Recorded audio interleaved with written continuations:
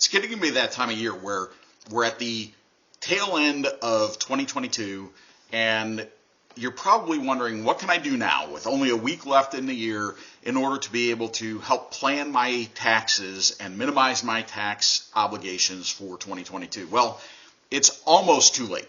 However, I've got 9 tips for you to be able to help set yourself up for success, not only in minimizing 2022 taxes, but also getting yourself ready to have a great 2023 from a tax perspective. So with that in mind, I'm going to start with number 1.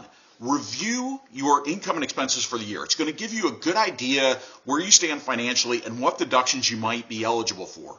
Keep track of any changes in your income and expenses to estimate your tax owed and to make sure that you get that estimated tax payment in as close as possible, so you're not going to be subject to any penalties here at the end of the year. Number 2, make any necessary adjustments to your withholdings if you're a W-2 employee. So if you're a regular employee and you get a paycheck and your employer withholds your taxes. If you had significant changes to your income or financial situation this year, it's a really good idea to take a look at that and adjust your tax withholdings accordingly.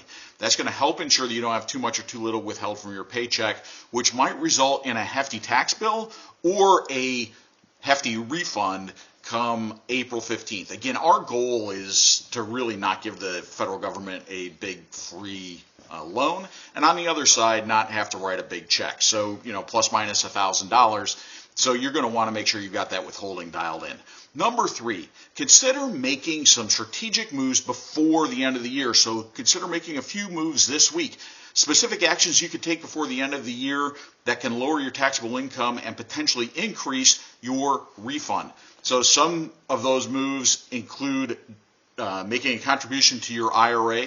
IRA contributions, if they're deductible to you, can be made into 2023, so before your taxes are filed.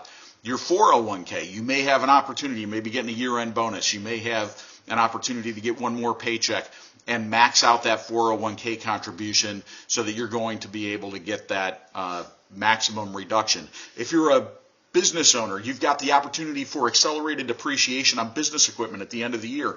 So if you buy that business equipment before the end of the year and make sure it's delivered, you're going to be able to take additional accelerated depreciation in 2022. And so you may not be paying for it until 2023 because you might be buying it on credit. You've got to take delivery and make sure that it's ready to go by the end of 2022 this coming week. But if you do that, you could get accelerated depreciation on some of those business assets, business equipment, and then you could prepay some of your state and local taxes for both individual and for businesses. And if you're a cash basis, that's going to help you in 2022.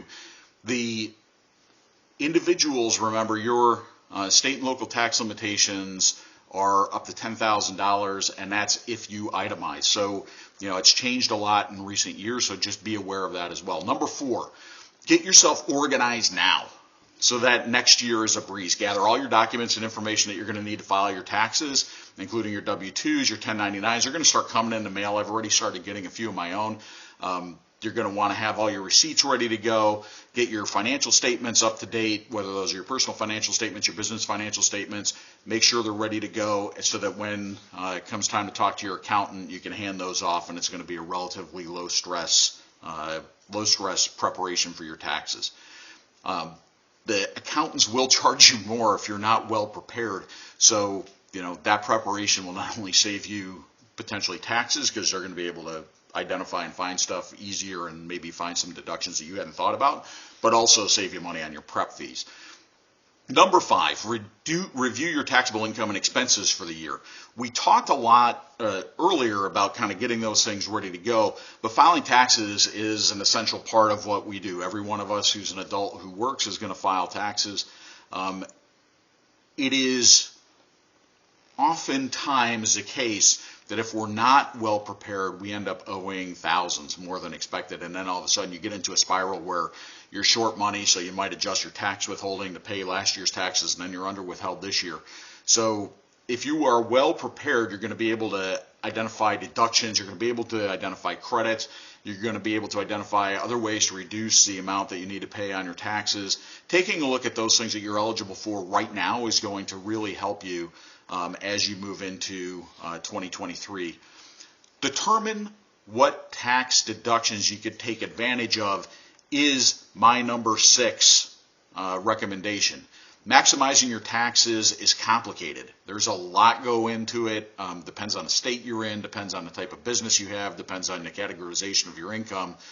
The good news is that some deductions may save individuals and businesses hundreds and hundreds and hundreds, even thousands of dollars in reduced taxes, and a lot of that is just driven by timing, like we talked about with accelerated depreciation.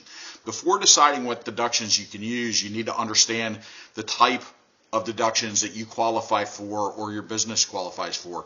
There's itemized deductions such as charitable contributions, medical expenses, mortgage interest, that benefit those who earn higher incomes and have large amounts of deductions because of the high standard deduction that's available on taxes now.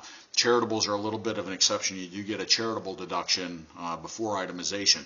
So you're going to want to understand where you fit there and whether it makes sense to do those contributions now or later. Sometimes it makes sense to bunch some of those contributions up so you get 2 years worth in 1 year to get you over that itemization limit. You have things like child tax credits and earned income tax credits that can directly impact your liability. So make sure you understand whether you qualify for those or not, and take advantage of that going into this last week. Again, bunching of deductions could be one of the most important things you can do, whether that's prepaying stuff that you were going to contribute for next year, or whether that's deferring from this year into next year so that you've got a larger deduction next year. Number 7, make sure you have all your necessary tax documentation. Tax season is overwhelming for most people. Even for those of us who are CPAs, we get overwhelmed. So as such, ensuring you have all your necessary documentation to accurately complete your taxes and get the most out of your tax return is essential.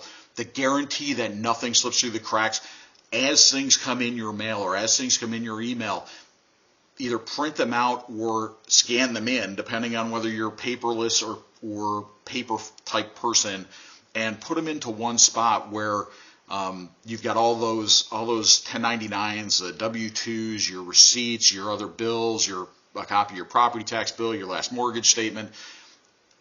Put all those in one spot along with the dates that they were paid so that you or your preparer can access them quickly and they're not going to be scrambling to try and find them when it comes time to file.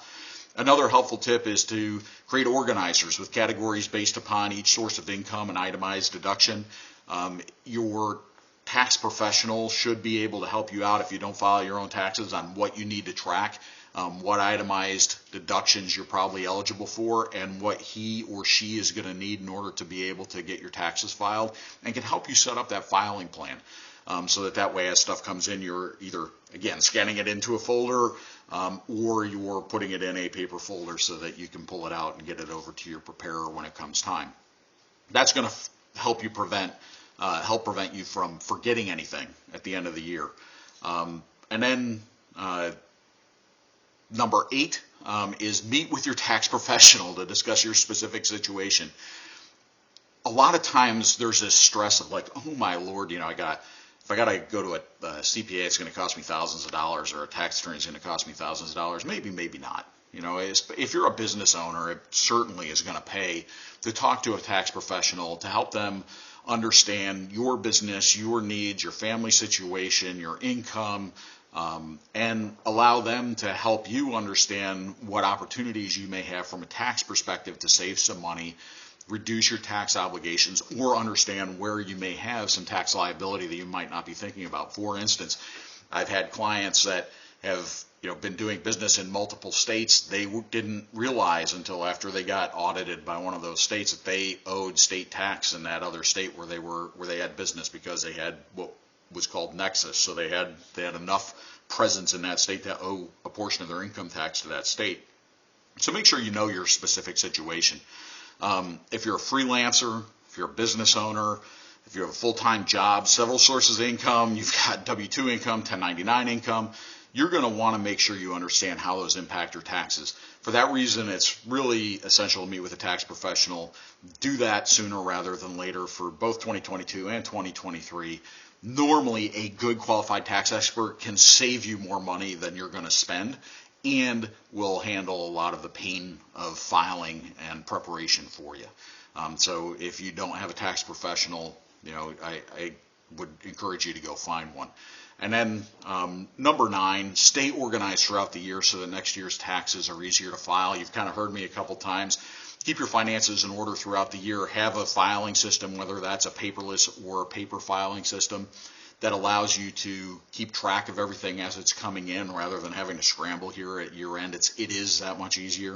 If you have a system that kind of meets your needs, that meets how you operate, it's going to be that much easier to follow. Everybody I've talked to goes, I just can't keep track of this stuff. This is ridiculous. I got so much paper. It's going to say you're going to have to find it anyway. It's going to save you time. So just setting up that filing system is best. Do it in conjunction with your tax professionals so that both of you are on the same sheet of music as to what needs to be kept and what doesn't, and where it might be found.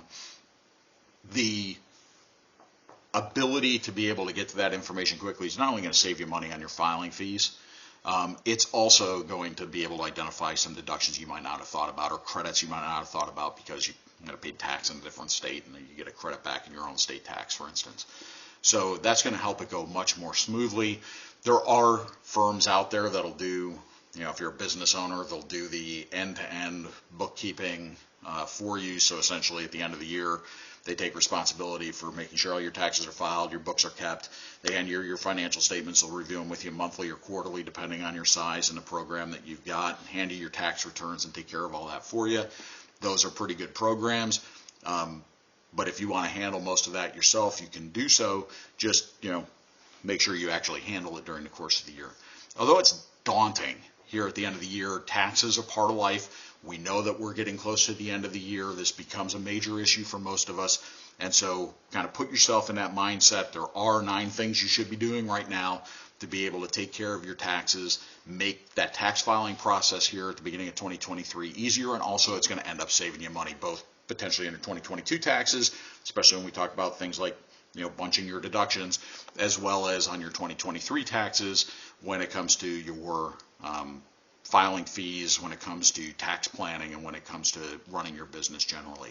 If you're concerned about your taxes, there's a lot of information out here on the interwebs to be able to help you out, or get in touch with a trusted CPA or other tax attorney or other advisor to help you out. Make it a great 2023. Get yourself ready to go, and I'll talk to you on the next one.